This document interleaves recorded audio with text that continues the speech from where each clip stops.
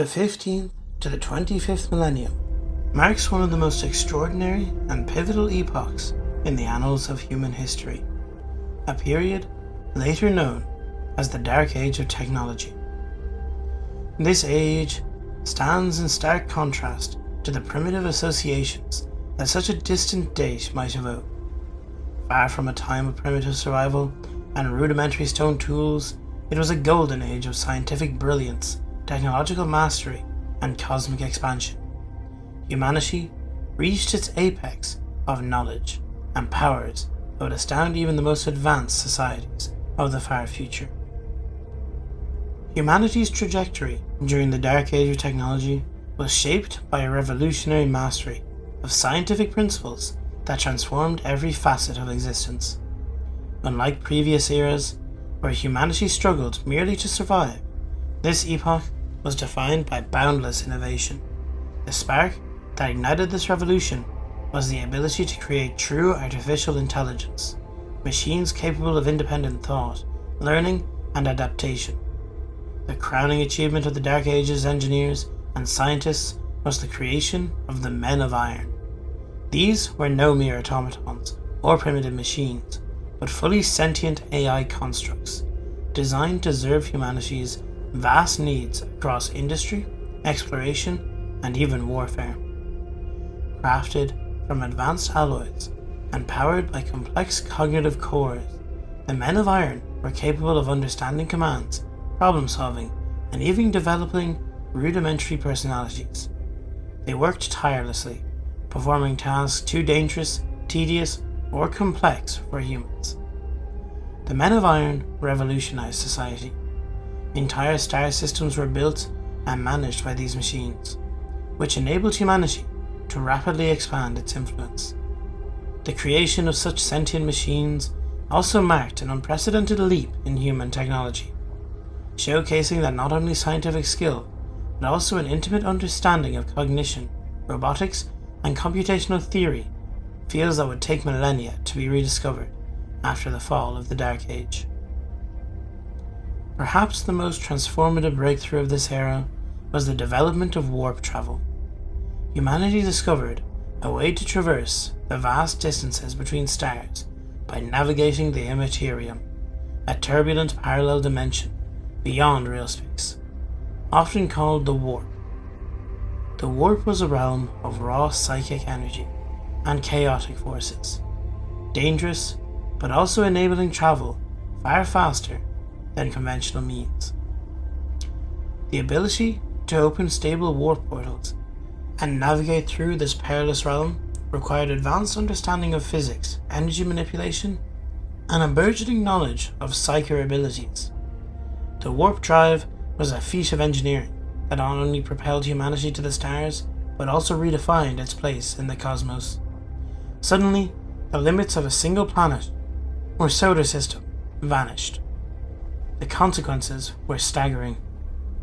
Humanity rapidly colonized new worlds, terraforming barren planets, adapting to hostile environments, and constructing sprawling cities beneath alien suns. This expansion fueled economic prosperity and cultural cross-pollination as different human colonies developed unique customs while maintaining shared scientific heritage. One of the more enigmatic phenomena of this era was the appearance of the early psychers, individuals born with the innate ability to sense and manipulate the warped energy.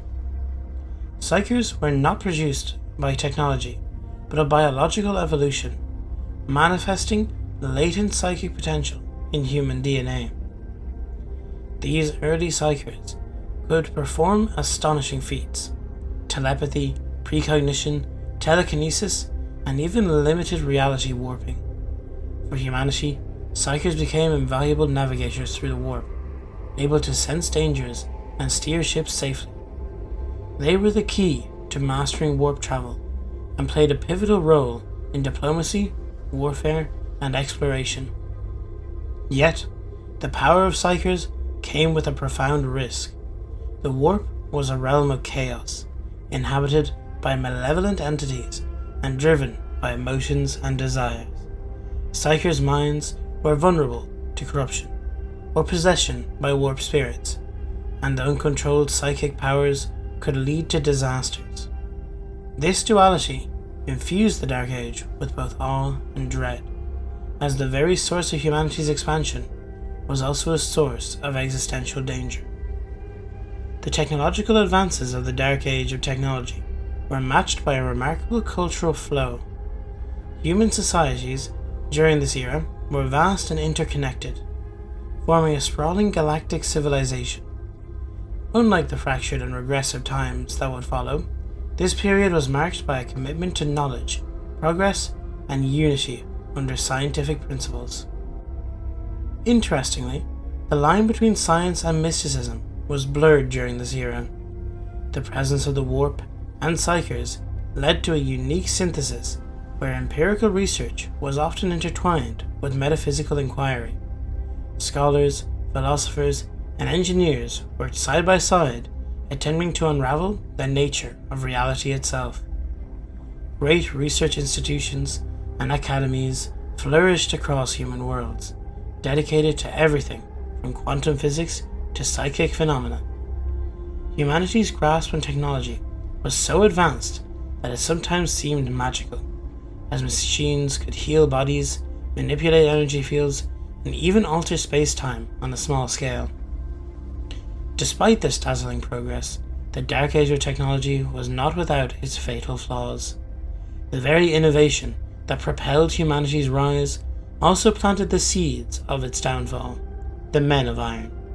For instance, would one day rebel against their creators in a devastating conflict known as the Cybernetic Revolt. This catastrophic war nearly annihilated human civilization and shattered much of the era's scientific knowledge. Similarly, humanity's reliance on the warp was a double-edged sword. The Imperium was not a passive conduit, but a chaotic and malevolent dimension. Psychers, while powerful, were vulnerable to possession or corruption by demonic entities. The warp itself sometimes unleashed storms and other phenomena that destroyed entire fleets or worlds. These dangers were poorly understood at the time, as humanity's hubris led many to believe they had finally conquered the warp, rather than merely harnessed it precariously. This arrogance would contribute to future calamities. Though the Dark Age ultimately ended in collapse, its legacy endures for millennia. Many of the technologies, ideas, and discoveries from this era were lost, scattered, or corrupted during the centuries of chaos that followed. However, fragments of knowledge survived and formed the basis for civilizations that would later rise. The Men of Iron, the mastery of warp travel, and the existence of psychers were never forgotten, forming the foundations of later myths, religions, and political structures in human society. The ambition and brilliance of the Dark Age continued to inspire humanity's quest for progress and exploration in countless worlds. The Dark Age of technology was a time of unparalleled human achievement. It was an age where humanity transcended its earthly bounds, created sentient machines, and mastered travel across the stars. The emergence of psychers opened new frontiers of power and mystery, while vast human civilizations flourished across the galaxy. Yet it was also an age marked by perilous arrogance and unforeseen consequences.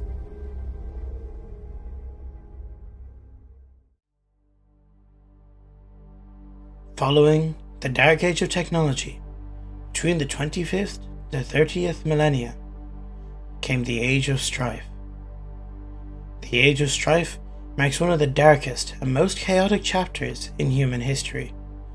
This era witnessed the collapse of a once galactic-spanning civilization into fragmentation, isolation, and savage conflict. It is a period defined by warp storms that severed humanity's interstellar connections, the rise of psychic cults and mutants, brutal civil wars, and the catastrophic rebellion of the Men of Iron. The aftermath plunged countless human worlds into anarchy, subjugation by alien species, or devastation by the forces of chaos. Before the Age of Strife, Humanity had reached the pinnacle of technological and social development, boasting a vast galactic empire connected by a complex network of warp travel and communication. However, at the dawn of the Age of Strife, colossal and unpredictable warp storms erupted across vast regions of space. These storms disrupted the warp, making navigation and communication perilous and in many cases impossible. Warp storms essentially severed humanity's warp routes, leaving entire sectors isolated from one another. Communication with distant colonies was cut off, trade and military support ground to a halt, and many worlds were left to fend for themselves. The root causes of these warp storms are debated among historians. Some suggest they were caused by fluctuations in psychic activity across the galaxy, triggered by the rapid proliferation of powerful psychers and warp-sensitive mutants. Others believe that the storms were a natural consequence of the immaturity of human warp technology and the inherent violation and volatility of the warp itself. Regardless of the cause, the results were catastrophic. Without reliable warp travel, the network of humanity collapsed.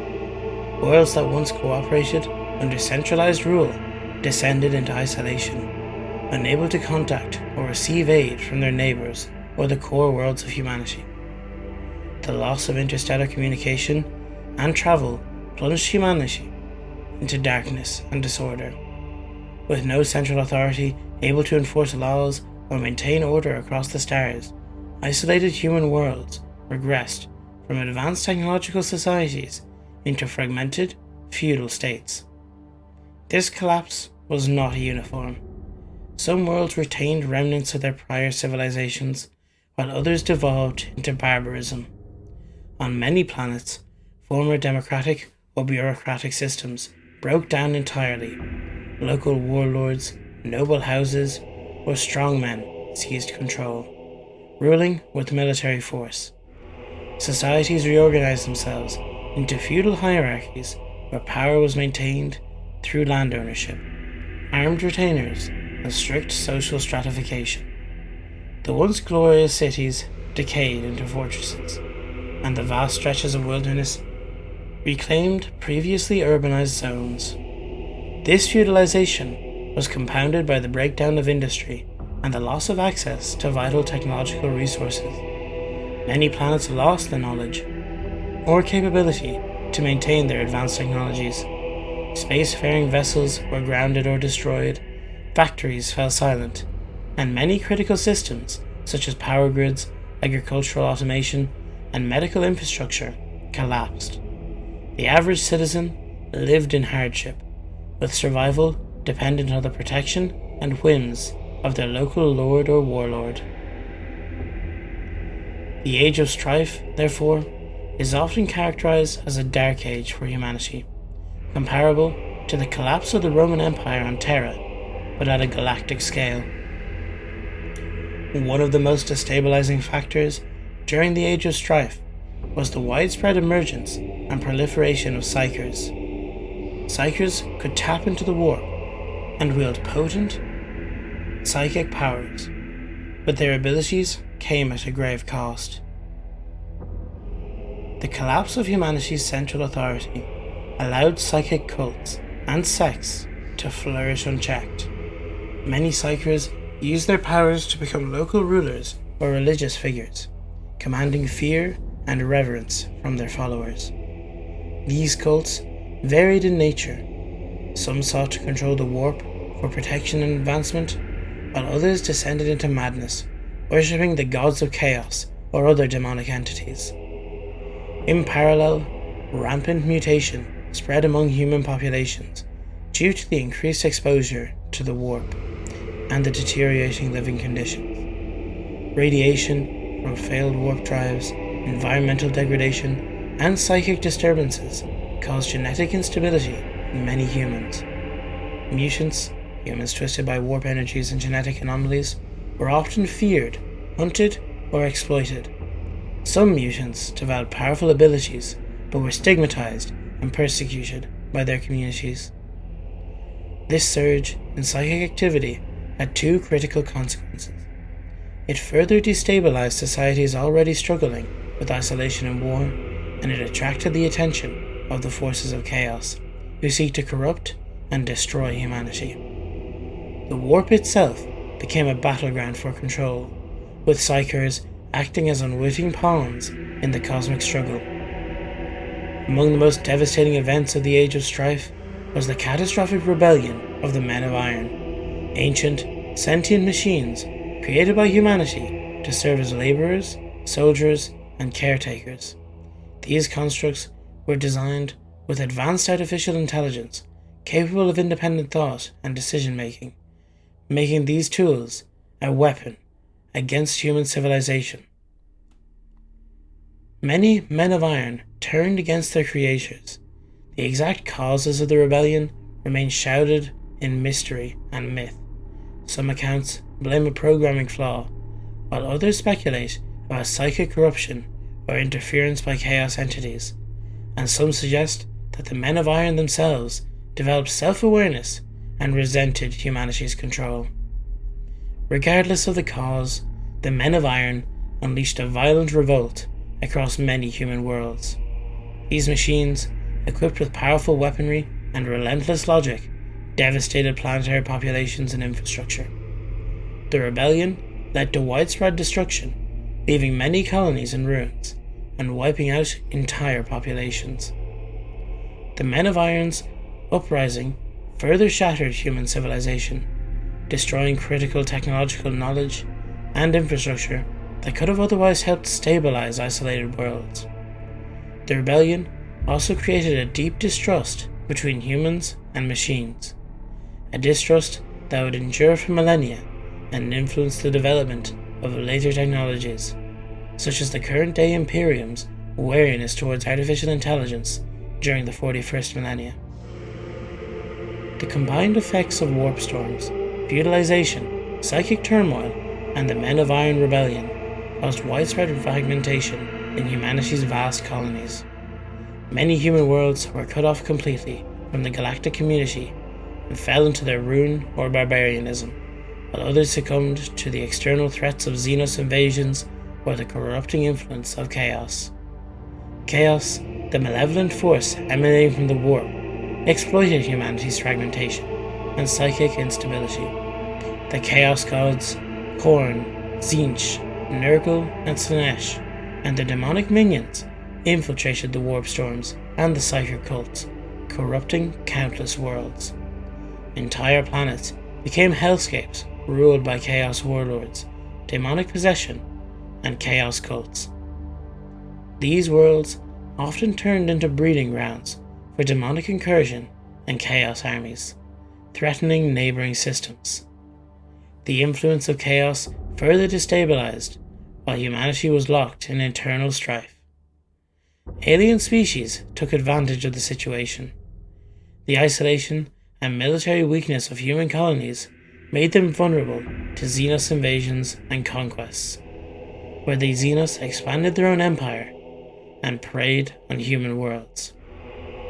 Some human colonies fell under the dominion of Xenos warlords or became battlefields between competing alien factions. The collapse of human space allowed many Xenos to establish footholds that persisted for thousands of years.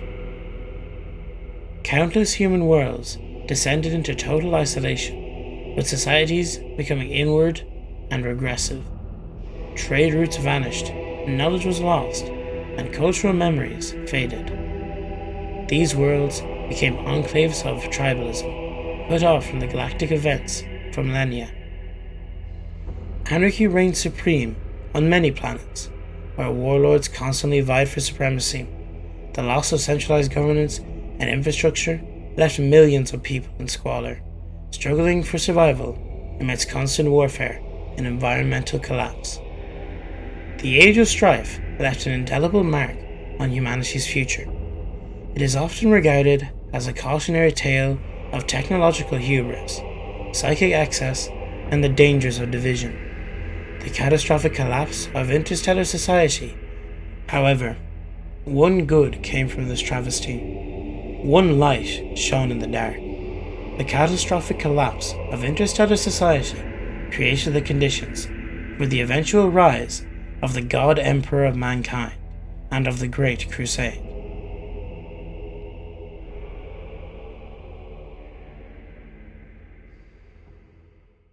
Not much is known about the history of the Emperor, but from what we know, the Emperor is the collective reincarnation of all the shamans of Neolithic humanity's various peoples, the first human psychics, the warp entities that would become the four great powers of chaos had not yet fully formed when the Emperor was born. Somewhere in ancient central Anatolia, in the 8th millennium BC, for 38,000 Terran years, he wandered over the earth, and throughout human history, he travelled among the different peoples of mankind.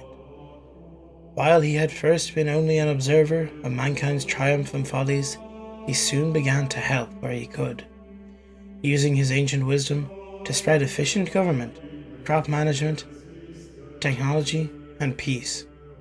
He used his influence carefully, at first adopting only the guise of a normal man, without revealing his true nature.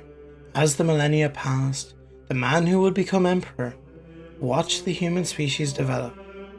He traveled the entire globe, watching and helping, sometimes adopting the persona of a great leader or advisor in times of trouble. He became a crusader, a religious leader, or even a messiah. At other times, he remained a backstage contributor to events, an advisor to kings, a court magician, a pioneering scientist. Many of the guises he adopted were humble. Others became monumental figures of world history or religion. At times of crisis, he would be there, steering humanity along a narrow path to survival that only he could see. As humanity prospered and advanced over the millennia, the warp became increasingly disturbed. The man who would become emperor was aware of how extreme sides of the human character were feeding to the nascent chaos powers. But despite his best efforts to promote peace and harmony across old Earth, the instinctive values of martial honor, ambition, defiance, and self-satisfaction would never be eradicated from the human character. However, with the awakening of the four Chaos Lords and the end of the warp storms that had prevented interstellar communications and travel from the Sol system, the Emperor determined that the time had come to directly steer the history of humanity once more.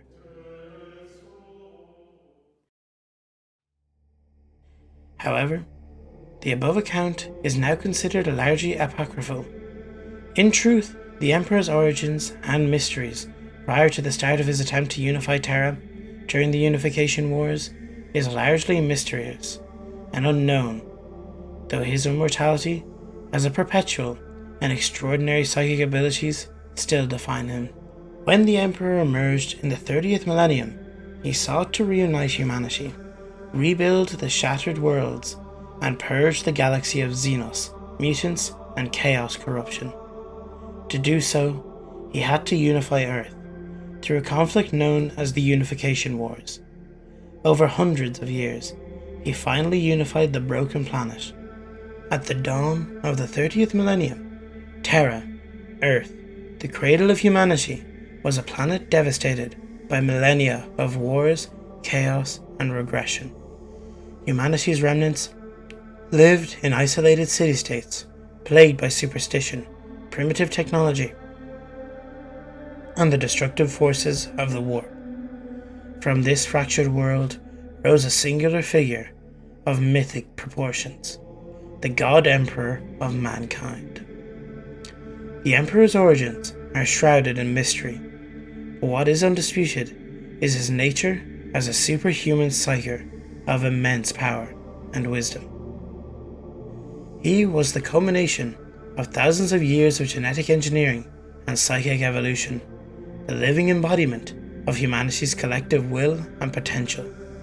Towering in stature and radiant and imperious, the Emperor possessed psychic abilities so profound that he could bend reality and minds alike.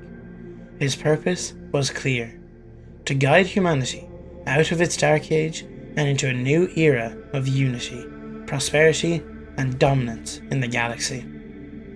The Emperor revealed himself not as a god, but as a leader and guardian, determined to reunite the scattered human colonies that had long forgotten their shared heritage.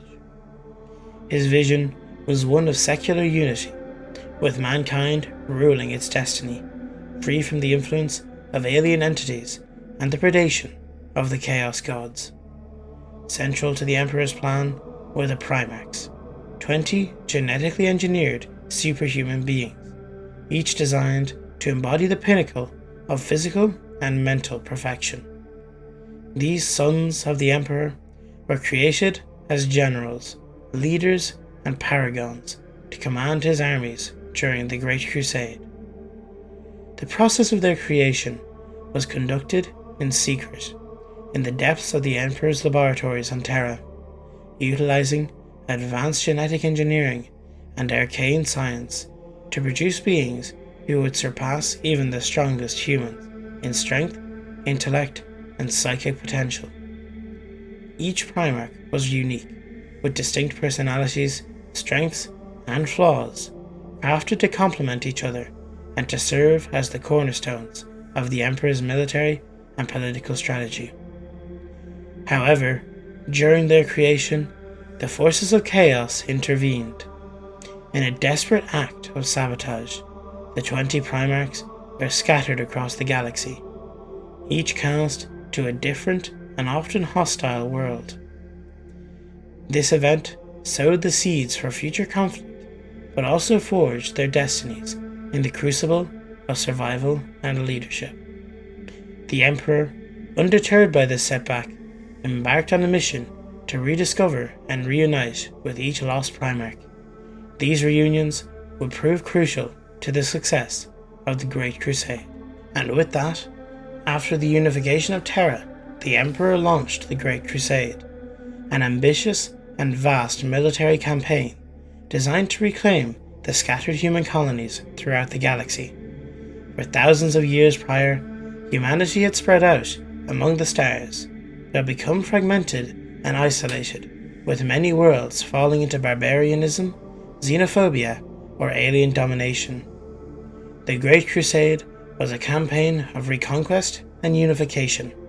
It aimed to bring every human world under the banner of the Imperium, to restore humanity's lost glory, and to establish a single, centralized rule under the Emperor's guidance. This campaign was at an unprecedented scale. Entire fleets of warships swept across the stars, led by the 20 Primarchs and their respective legions, as they were found on each planet reclaimed. Planet after planet was brought into the Imperium's fold, often through overwhelming military might, but sometimes through diplomacy and the promise of security and technological advancement. One of the Great Crusade's most potent weapons was the creation of the Space Marines, also known as the Adeptus Astartes. These were elite super soldiers, crafted from the gene seed of the Primarchs themselves, making them genetically linked to their Primarch fathers. The gene seed was a carefully guarded secret and the core of the Space Marines' transformation process. The Adeptus Astartes were far superior to normal humans in strength, resilience, reflexes, and combat abilities. They were clad in power armor and wielding advanced weaponry. They were humanity's angels of death, capable of overcoming any foe. Each Space Marine Legion was directly commanded by its Primarch, creating a fiercely loyal and highly effective fighting force. The Space Marines served as the spearhead of the Great Crusade, engaging alien threats, quelling rebellions, and securing humanity's worlds from internal and external dangers. Their tactical brilliance and near superhuman combat capabilities made the Imperium a near invincible force during this period. While the Emperor's vision was focused on uniting humanity and expanding in dominion, he faced resistance from one of humanity's oldest institutions, the Adeptus Mechanicus. The Mechanicus were the keepers of ancient technology and knowledge, worshipping the machine god and operating from the forge world of Mars. Initially, the Mechanicum viewed the Emperor as a threat to their power and religious dogma. Their deeply entrenched belief in the sanctity of machinery and the machine god clashed with the Emperor's secular and rationalist approach. This ideological divide nearly led to open war between Terra and Mars. However, through a combination of diplomacy, military pressure, and the Emperor's vision of a unified humanity, the Mechanicum eventually pledged their allegiance to the Imperium. They agreed to integrate their knowledge and technology under the Emperor's leadership, while retaining a degree of autonomy in their religious rites. This alliance was critical. The Mechanicus supplied the Imperium with advanced technology, starship, weapons, and the means to maintain and create the Imperium's vast war machine. Their cooperation allowed the Great Crusade to proceed with the technological edge necessary to overcome Xenos threats and rebel worlds. The Great Crusade was not only a military campaign, but also a political and cultural revolution. The scattered human worlds were diverse. Some had regressed culturally, and others had been conquered by alien empires. Many had developed unique cultures and their own technologies. The Emperor sought to unify all these disparate peoples into a single Imperium, governed by the Imperial Truth, a doctrine that rejected superstition, religion, and the worship of gods in favor of reason, science, and human supremacy. This was a difficult task. Many worlds resisted integration, fearing loss of autonomy or cultural extinction. Others were under the sway of alien or chaos influence. Yet, the combined might of the Primarchs, their legions, and the Adeptus Mechanicus ensured the eventual success of the campaign. The Imperium of Man was born, a vast, galaxy-spanning empire ruled from Terra by the Emperor and his council. It was a realm of incredible technology and psychic power, but also of strict order, hierarchy, and harsh enforcement of loyalty. As the Great Crusade began nearing its end, it looked like a new golden age was upon the Imperium of Man. They had fought off the Xenos threats, had unified most of humanity, and the Emperor had regained all of his 20 sons. However, among the 20 sons of the Emperor, Horus Lupercal stood out, not only for his martial prowess, but for his charisma and leadership. Discovered and reunited with the Emperor after his scattering, Horus quickly became the favoured son, earning his position as the first Primarch, and later elevated to the rank of War Master, Supreme Commander of the Emperor's armies during the Great Crusade. Horus was beloved by his fellow Primarchs and the legions he commanded. His charisma, tactical genius, and personal bravery on the battlefield inspired immense loyalty and devotion. He embodied the Emperor's vision of unity and strength, leading the Imperium's forces to countless victories against alien threats and rebellious worlds. The elevation of Horus Lupercal to War Master marked a pivotal moment in the Imperium. The Emperor, who had spent millennia leading humanity to reunification, began to withdraw from the direct involvement in the Crusades to focus on his own secretive project within the Imperial Palace, the construction of the Webway, and in his absence, Horus was entrusted with supreme authority over the Imperium's military forces, charged with continuing the campaign to bring order and unity to the galaxy. However, Horus's exalted position and the responsibilities it entailed made him vulnerable to the insidious influence of the ruinous powers, the Chaos Gods, who dwelt in the Immaterium and sought to corrupt and destroy humanity from within. Unknown to the Emperor and many of the loyal Primarchs, the ruinous powers began their subtle infiltration, exploiting Horus's ambitions, doubts, and his wounds, both physical and spiritual. The warp, a dimension of psychic energy that underpinned faster than light travel and communication, was also the realm of the Chaos Gods, entities who fed on fear, hatred, and ambition. And during a campaign on the world of Davin, Horus was grievously wounded in battle. While healing, he was secretly taken by Chaos forces into the Warp Realm, where he was subjected to visions, manipulations, and temptations. The Chaos Gods promised him power beyond imagining, power to overthrow the Empire, reshape the galaxy, and save humanity from stagnation and tyranny. In this crucible of deception, Horus was seduced by lies and half-truths, believing that the Emperor was becoming distant, cold, and willing to sacrifice his sons for his own inscrutable purpose. Corrupted and broken in spirit, Horus embraced chaos, despite the efforts of his brother Magnus, and became their champion, vowing to overthrow the Emperor and remake the Imperium in his own image. Armed with chaos-enhanced powers and a deep conviction in his new cause, Horus began to conspire with like-minded Primarchs and their legions. He secretly contacted several other Primarchs who shared his doubts or harbored resentment towards the Emperor or their role in the Great Crusade. These included some of the most powerful and renowned of the Primarchs. Among these traitors was Fulgrim, the Primarch of the Emperor's Children, Perturabo of the Iron Warriors, Conrad Curds of the Night Lords, Angron of the World Eaters, Mortarion of the Death Guard, Magnus the Red of the Thousand Suns, Lorgar of the Word Bearers, and Alpharius and Omegan of the Alpha Legion.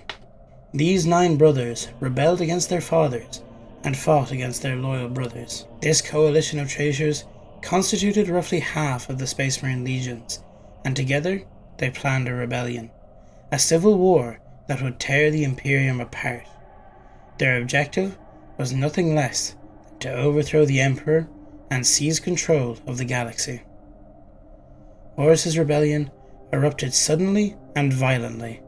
Key strategic worlds and fortresses were seized by traitor forces, often through betrayal from within.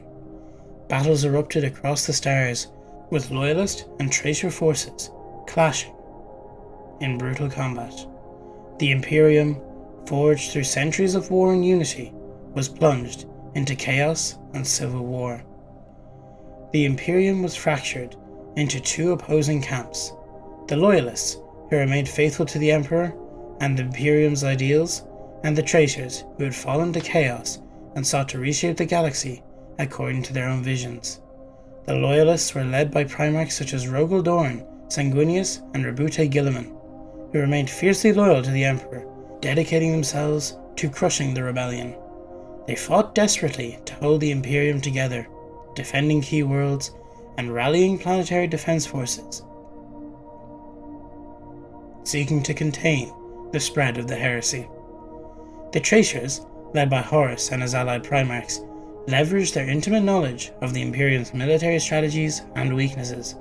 Their forces were bolstered by daemons and chaos worshippers, as well as corrupted humans and alien mercenaries drawn to the power of the ruinous Chaos Gods. The Civil War was brutal and devastating. Space battles decimated entire fleets, siege warfare razed entire planets, and brutal assassinations and betrayals were commonplace. Brother fought brother, and blood was spilled to no end, with many of the once unified legions divided, torn between loyalty to their genetic fathers and the corruption of chaos. The Horus heresy culminated in the Siege of Terra, the most titanic and tragic battle in human history. With his forces closing in on the Imperial Palace itself, Horus launched a massive assault on Terra, intending to crush the Emperor and the Great Crusade once and for all. Terra, the heart of the Imperium, was defended by loyalist Space Marine legions, the Imperial Guard, the Adeptus Custodes, and the Mechanicus, all desperate to hold the Emperor's throne. The battle was a brutal struggle, fought both in the material realm and within the warp itself, as the ruinous powers unleashed their full fury. Despite the overwhelming odds, the Loyalists held firm, buying the Emperor time to confront Horus personally aboard his flagship, the Vengeful Spirit. The final confrontation was a titanic duel of psychic and martial prowess, a clash of father and son, of light and shadow.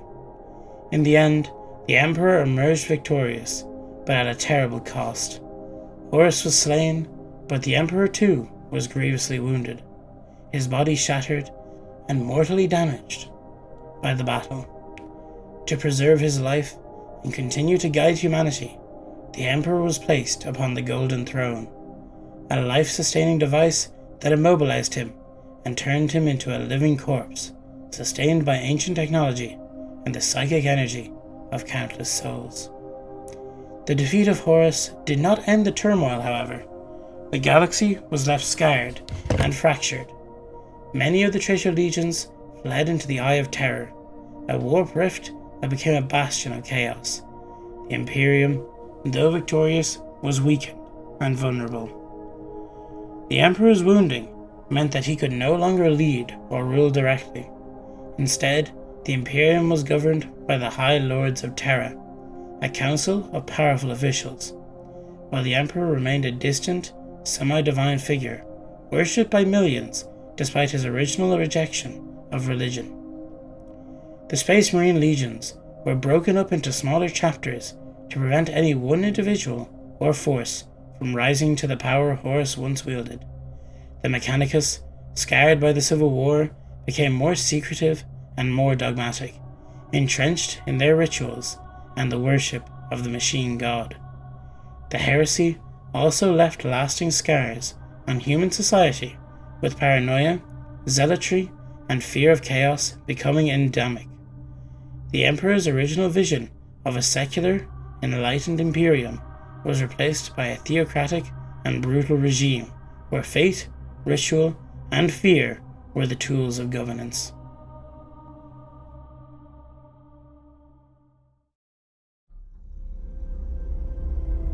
The Age of the Imperium, beginning roughly a few decades after the catastrophic Horus heresy, marks a critical turning point in humanity's saga across the stars. The Emperor of Mankind, the visionary architect of humanity's unification and the Great Crusade, is now confined to the Golden Throne. His physical absence has transformed the nature of the Imperium profoundly, giving rise to a sprawling, rigid, and zealous empire struggling to survive in a hostile galaxy. During this era, the surviving Primarchs are scattered or lost. The once mighty Space Marine legions are broken into smaller chapters governed by the Codex Astartes.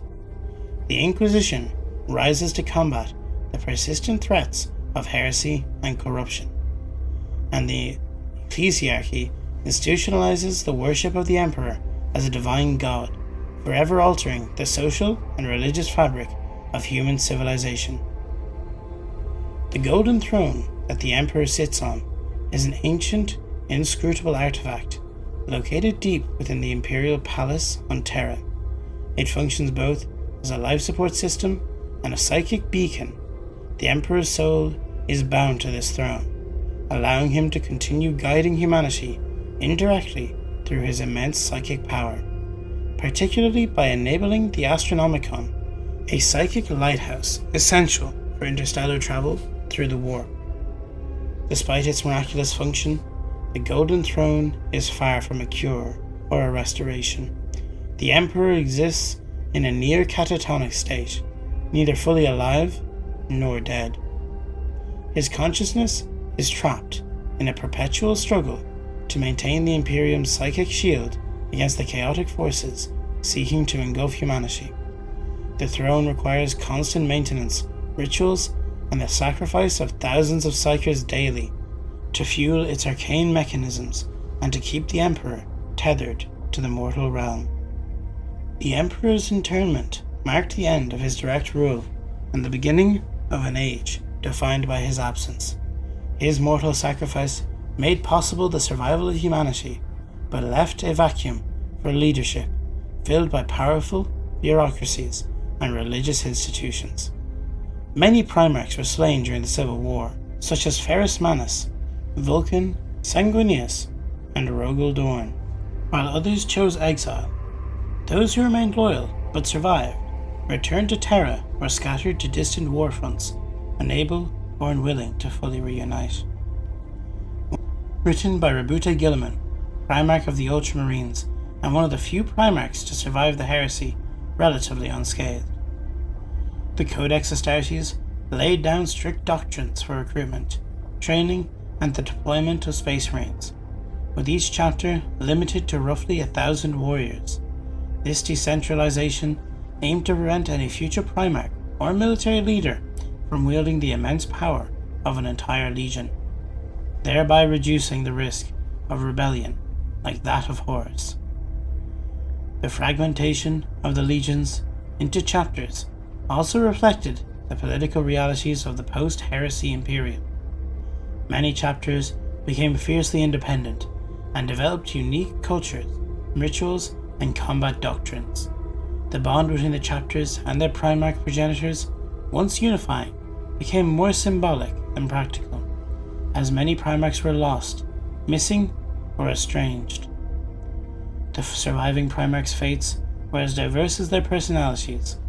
Some, like Rogel Dorn and Sanguinius, were martyred defending the Imperium. Others, like Lionel Johnson and Lehman Russ, disappeared into legend and mystery.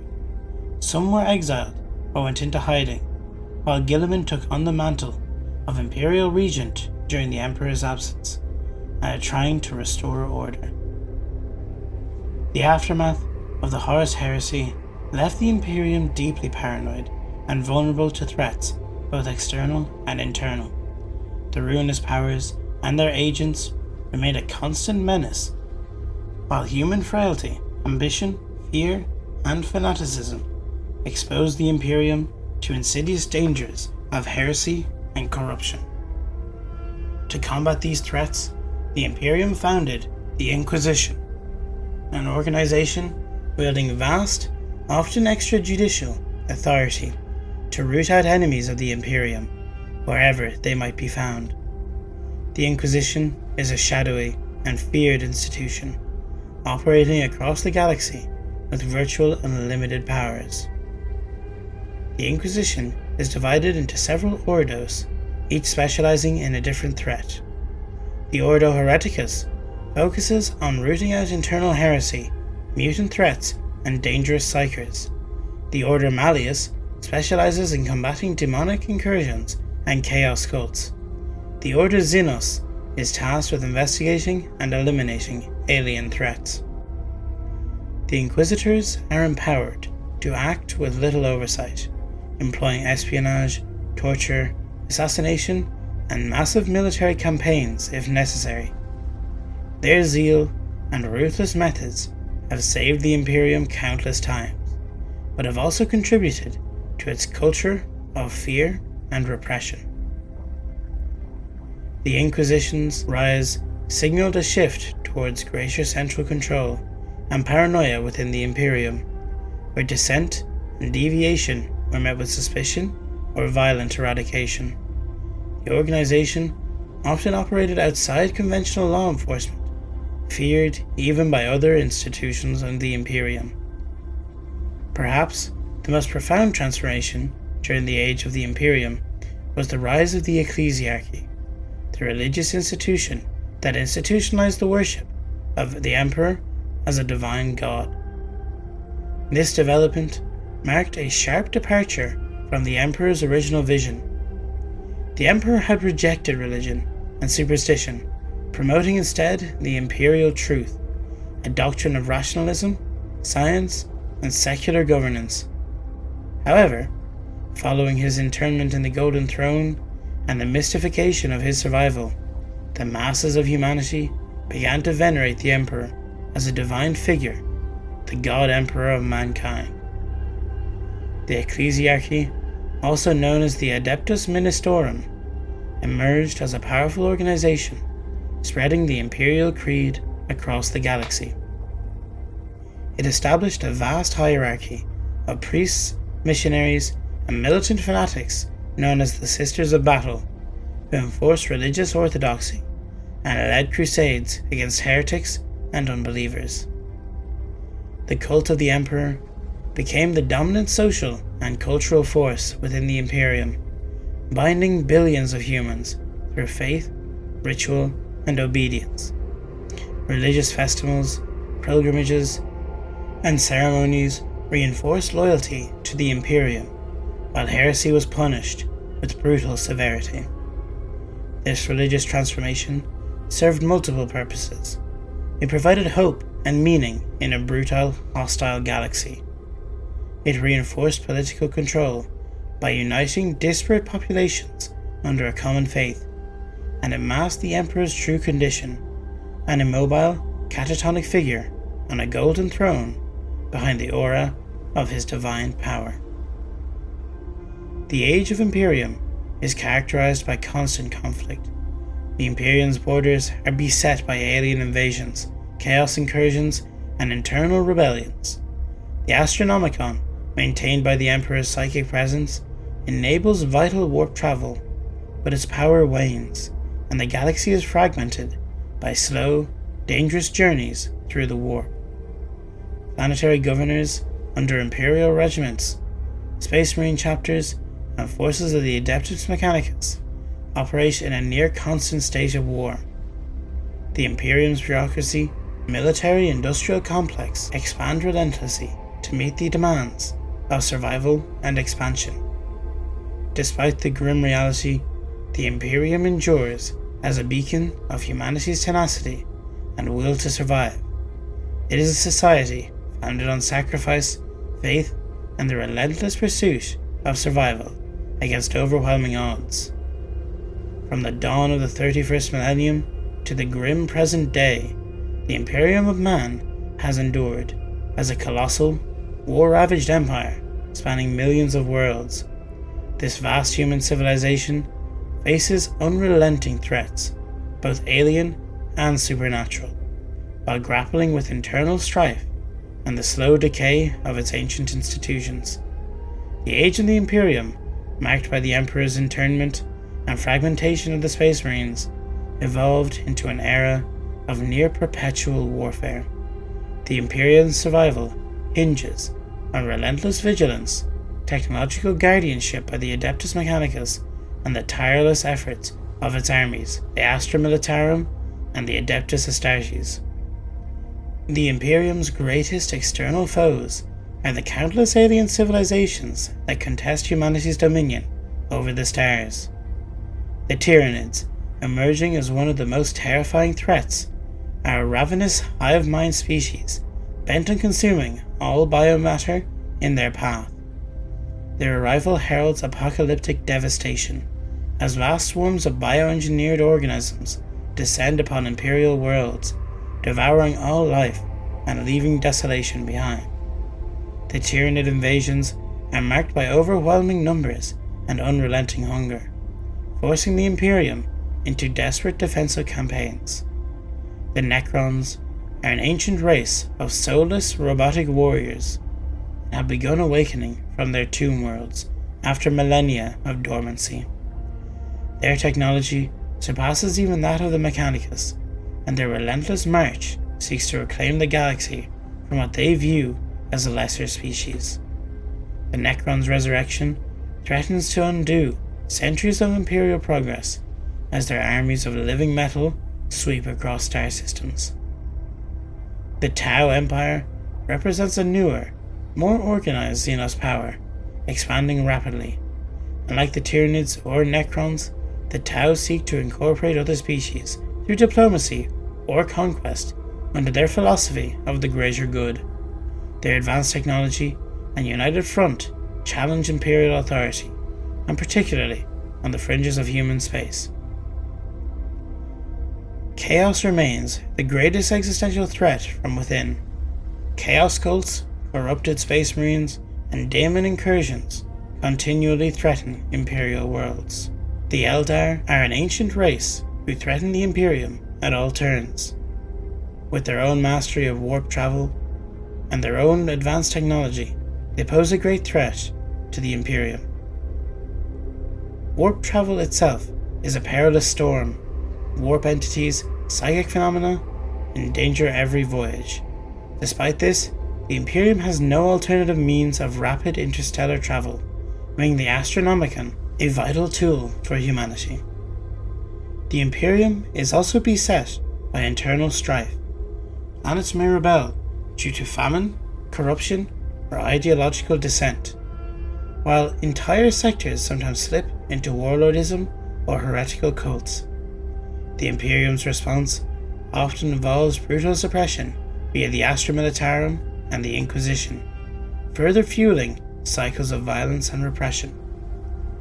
The Adeptus Mechanicus holds a unique and vital role in the Imperium, tasked with maintaining, preserving, and reproducing humanity's ancient technology. The Mechanicus is both a scientific order and a religious cult devoted to the machine god. Their domain includes the vast forges, manufactorums, and the vaults of Terra, and the forge worlds scattered throughout the Imperium. The Mechanicus guards arcane secrets and relics from the Dark Age of technology, many of which are incomprehensible to the rest of the Imperium. This technological hoarding is both a blessing and a curse. While it preserves humanity's ability to wage war, it also enforces the rigid dogma that often stifles innovation and leads to superstitious practices.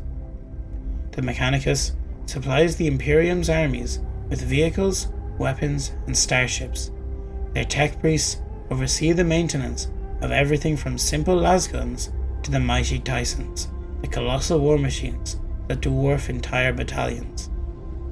While Space Marines are the Imperium's elite shock troops, the backbone of its military power lies in the Astra Militarum, the Imperial Guard. This vast army comprises of billions of ordinary human soldiers recruited from countless worlds. The Astra Militarum is responsible for holding and defending the Imperium's numerous worlds against invasions and insurrection. They operate enormous armies of infantry, tanks, artillery, and aircraft. Though lacking the superhuman abilities of Space Marines, their sheer numbers, discipline, and access to heavy weaponry make them indispensable. The Guard often faces overwhelming odds, battling Xenos, Chaos forces, and rebels in brutal campaigns that decimate entire populations. Their loyalty to the Imperium, despite hardships, is a testament to the unyielding spirit of humanity. The Space Marines remain the Imperium's most formidable warriors, deployed for critical battles that require rapid, decisive, and devastating force.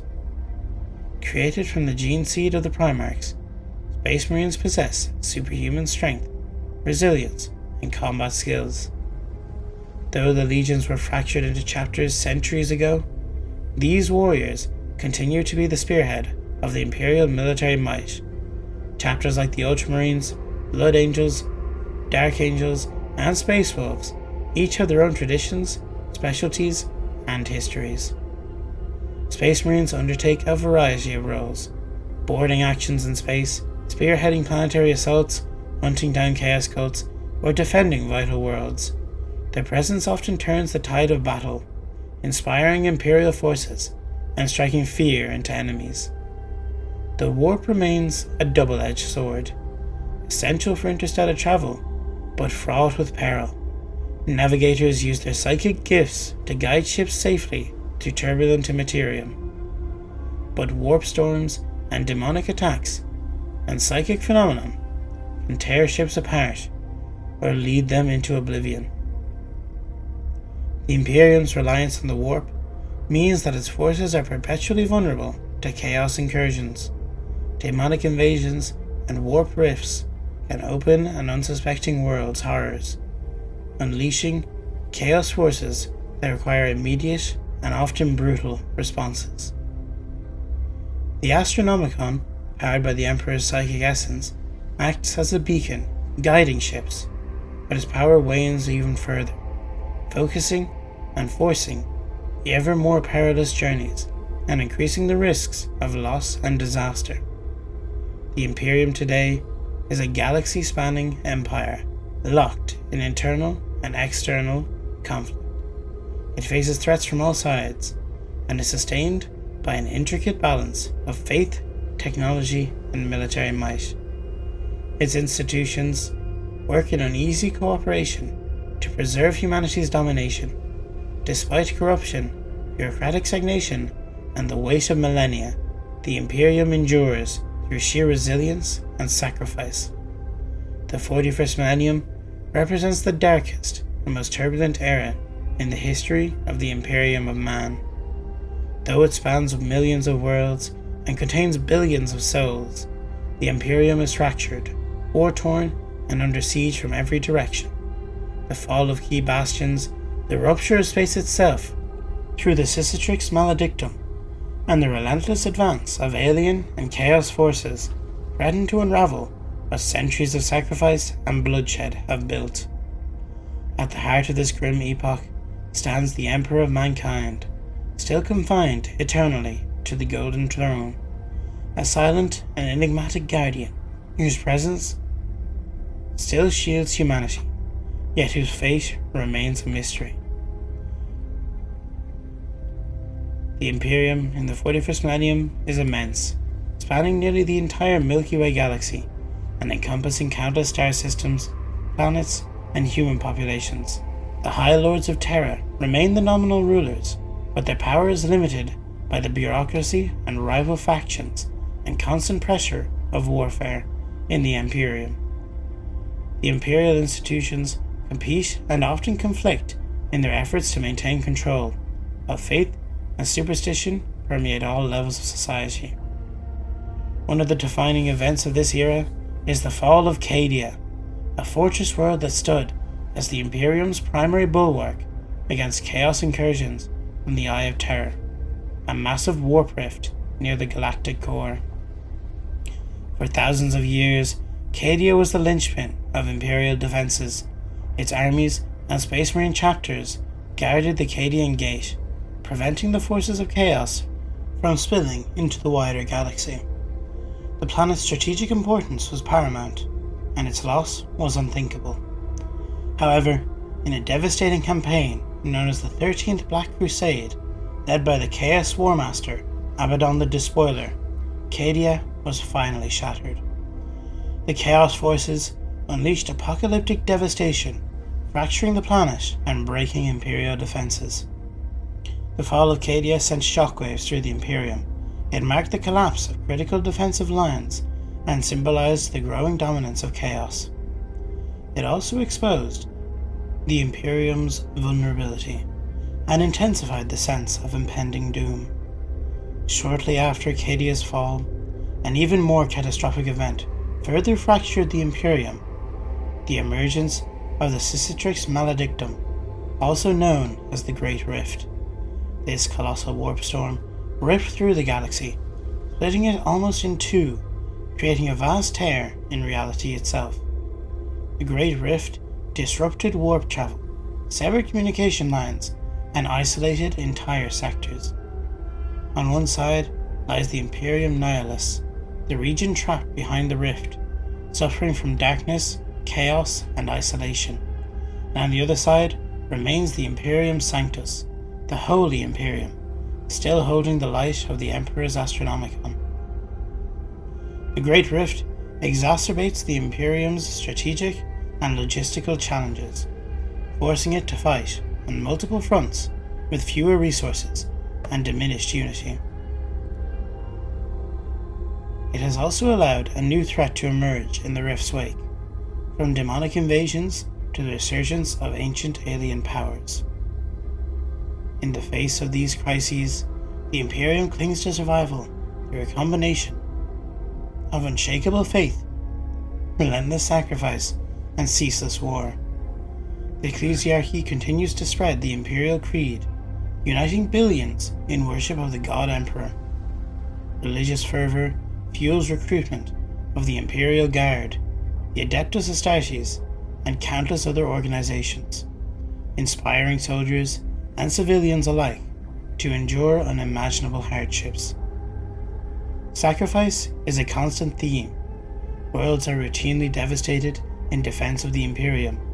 Entire populations are conscripted, sacrificed, or evacuated to bolster the war effort. The Inquisition ruthlessly purges suspected heretics and traitors, often preemptively to prevent further decay. War is eternal. The Imperium fights not just for expansion or conquest, but for pure survival. It wages endless campaigns against the forces of chaos, the Tyranids, the Tau, the Necrons, and the Eldari, and innumerable other threats. Despite the vastness of the Imperium and its myriad of crises, its survival ultimately rests on the Emperor's psychic presence, sustained on the Golden Throne. He remains enthroned but silent, unable to directly guide or intervene. His body remains shattered, and his consciousness flickers between existence and oblivion. His condition is a subject of legend, faith, and mystery. Some believe he is merely resting, while others fear his demise. The Emperor's psychic powers continue to fuel the Astronomicon, enabling warp travel and communication across vast distances. Without this beacon, humanity would be plunged into isolation and chaos.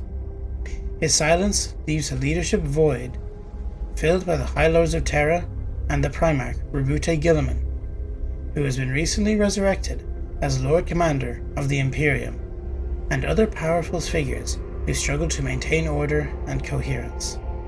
The 41st millennium of the Imperium is a realm teetering on the brink. It is vast and powerful, yet vulnerable and fractured.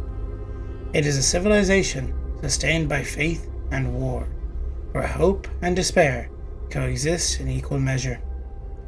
The Imperium fights to hold back the tides of darkness and alien conquests, but the cost is staggering.